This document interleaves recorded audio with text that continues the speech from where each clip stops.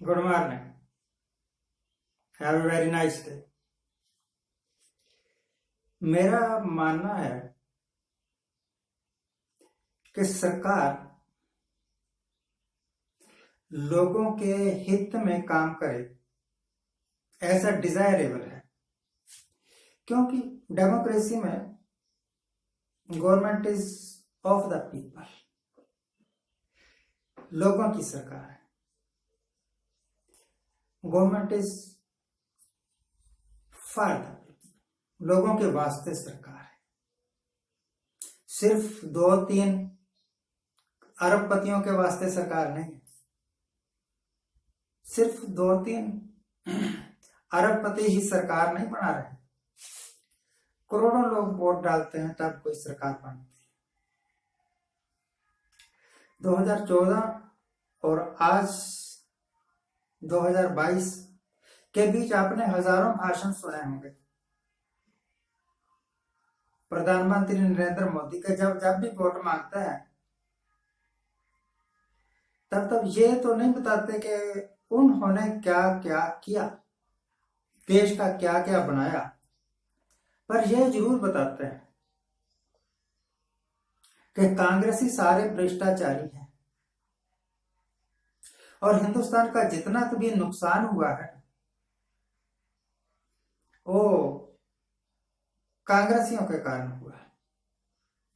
बड़ी अच्छी बात है। अगर कांग्रेस ने ही सारा कुछ गड़बड़ घोटाला किया है तो हट गई, अब तो आपकी सरकार है। अब तो कोई गड़बड़ घोटाले की उम्मीद नहीं होनी चाहिए और नहीं होगी, हम मानते हैं।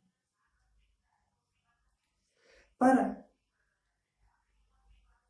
अगर सरकार लोगों के वास्ते है, अगर लोगों की भलाई के वास्ते है, जैसा ये कहते भी थे, भाइयों और बहनों अच्छे दिन आने वाले हैं, तो अब मौका है अच्छे दिन आ जाएं। अभी तक तो जितने भाषण हुए, जितने वायदे हुए, जितने दावे हुए, वो सब हवाई थे। इंटरनेशनल बाजार में क्रूड ऑयल की कीमतें काफी घट रही हैं। अगर अंतरराष्ट्रीय बाजार में क्रूड ऑयल की कीमतें घट रही हैं तो एविडेंटली हिंदुस्तान में पेट्रोल की और डीजल की कीमतें घटनी चाहिए।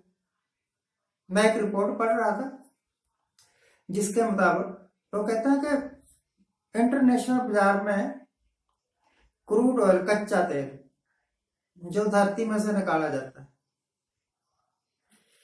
की कीमतें काफी गिर गई। इतनी गिर गई है कि हिंदुस्तान में पेट्रोल की कीमत 10 रुपए प्रति लीटर कम हो सकती है, डीजल की कीमत 9 रुपए प्रति लीटर कम हो सकती है। अगर सचमुच ये सरकार फॉर द पीपल है तो अब मौका है सरकार को, ऑयल कंपनियों को कहना चाहिए कि भैया आप पेट्रोल की डीजल की कीमतें कम करो, क्योंकि अंतरराष्ट्रीय बाजार में तेल की कीमतें गिर रही है। पर आई काइंड ऑफ थिंक, मेरा ऐसा मानना है कि अंतरराष्ट्रीय बाजार में कितने भी कीमतें कम हो जाए, हिंदुस्तान में पेट्रोल की, डीजल की कीमतें कम नहीं होंगी, बल्कि शायद कोई और सेस वगैरह लगा के थोड़ा सा बढ़ा दे। ये मेरा अपना तजर्बा है, गलत भी हो सकता है।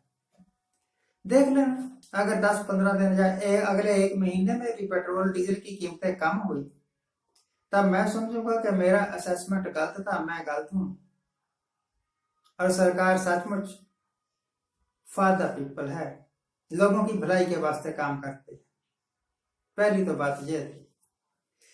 एक है सज्जन, कांग्रेसी थे, अब नहीं है, कांग्रेस को त्याग दिया, गुलाम नबी आजाद। जो गुलाम है वो आजाद कैसे हो सकता है? नाम है गुलाम नबी आजाद। तो आज तक वो कांग्रेस की गुलामी में रहे और कांग्रेस ने उनको कई बार मिनिस्टर बनाया, कई बार राज्यसभा का मेंबर बनाया। इस बार नहीं बनाया। वो बैठे रहे, देखते रहे कि मैं कब मेंबर बनूंगा, मैं कब मेंबर बनूंगा राज्यसभा का। उसकी जगह कोई दूसरा बन गया। तो उन्होंने फिर एक लंबा चौड़ा खत लिखा, फिर वो मीडिया को दिया कि राहुल गांधी ने ये गलतियां की हैं, राहुल गांधी के कारण कांग्रेस का बहुत नुकसान हुआ है और मैं कांग्रेस छोड़ रहा हूं। छोड़ जा बच्चे, तेरे जैसे और भी कई छोड़ के जाएंगे। मौका परस्त लोग। मुझे वो दिन याद है जब कांग्रेस टूटी थी। निजलिंग गप्पा हुआ करते थे, निजलिंग गप्पा एक, उन्होंने कांग्रेस तोड़ी थी। इंदिरा गांधी ने भी कांग्रेस तोड़ी थी। दोनों दो फाड़ हो गई कांग्रेस, बल्कि 3-4 फाड़ हो गई थी। एक कांग्रेस ओ हो गई थी और एक कांग्रेस आई हो गई थी। कांग्रेस ओ वाले कहते थे कि हम असली कांग्रेसी हैं। इलेक्शन हुआ, सीटें उनको कोई नहीं मिली, 1-2 मिली होंगी शायद। और कांग्रेस आई वाले यानी इंदिरा वाले कहते थे कि हम असली हैं। इंदिरा वाली कांग्रेस जीत गई, फिर खूब राज किया। तो इस तरह के मौका प्रस्त लोग और छोड़ जाएंगे और छोड़ जाएं। ये वो लोग हैं जो पशुओं के शरीर पर छोटे छोटे जीव जंतु जू सी ऐसे बन जाते हैं ना, जीव जंतु, उनको परजीवी कहते हैं, पैरासाइट। कोई काम नहीं करते, पशुओं का खून चूसते हैं। ये भी 4-5 पैरासाइट हैं जो कोई फायदा नहीं पहुंचा रहे पार्टी को, और पार्टी इनके कारण नुकसान हो रहा है। अगर ये छोड़ जाएंगे तो कुछ दूसरे आएंगे, वो शायद ज्यादा काम करें। इनको तो पहले ही छोड़ के चला जाना चाहिए था, या पहले ही इनको निकाल दिया जाना चाहिए था। खैर, ये मैंने इस करके बताई आपको खबर। मैं कांग्रेसी नहीं हूं, I have joined no party.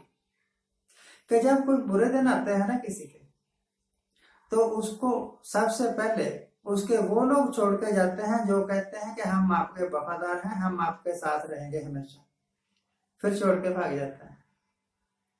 पर असली कांग्रेस कभी नहीं मरेगी। I feel, I kind of think. आज के लिए इतना ही। आज जिनका जन्मदिन है उनको हैप्पी बर्थडे। आज जिनकी मैरिज एनिवर्सरी है उनको बहुत बहुत शुभकामनाएं। सदा सुखी रहिए, आनंद प्रसन्न रहिए।